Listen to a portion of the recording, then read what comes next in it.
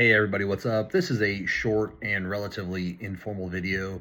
I have been chasing frame rate issues in iRacing off and on since I installed the game a year ago, and I really started struggling with it more in the last couple of weeks. So I chased down every rabbit trail that I could through YouTube and online, trying to figure out what settings to change in Windows 11, trying to make this problem better. And I have discovered a couple things that have made a difference for me, and I'm just going to talk about them real fast, but it has to do with Windows and the power throttling modes as it relates to iRacing. I have turned off power throttling, and it doesn't make a bit of difference when different parts of iRacing pop up. If you tab over to the task manager and look at the power throttling settings, they will be enabled.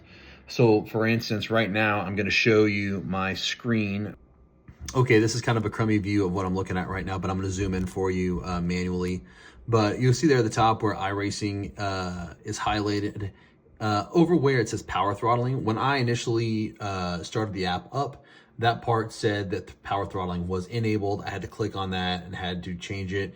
To do that, it's pretty easy. You just right click and then go to set priority, and I've been setting to real time, and that seems to be making a difference.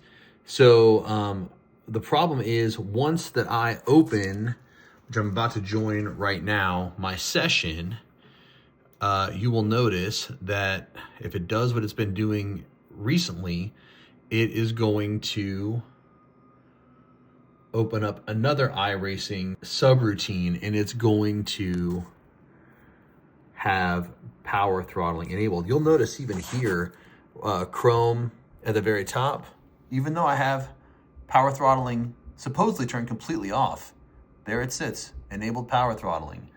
All right, so now what I've been doing is, once I get into the screen and get everything ready to go, one of the things that I changed under options, if you go to graphic, I switched over to borderless. So I turned off the border.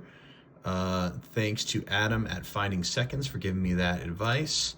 So now let's see what happens if I actually start the time trial. And then I'm going to Alt-Tab over to Task Manager and pull it up. Let's see what's happening here. Okay, so now we have another iRacing.exe, and you will notice that it is enabled. So when I started up my session, this is now enabled, which I think is part of the reason why I'm having issues with frame rate, is because it is power throttling me. So set priority back over to real time, change priority. I'm going to call that a day. But now I can just Alt-Tab back over to iRacing, and it's good to go. Now, all that said, I can't guarantee you that you're not going to have a frame rate issue, because for whatever reason, I occasionally will still have a hiccup.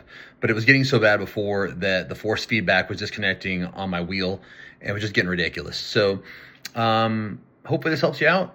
I hope it does something for you. Let me know in the comments. Thanks. All right, everyone, just as a follow-up, I finished that first session, jumped into a second session, and once again, I am power throttled. So you got to check it every single time.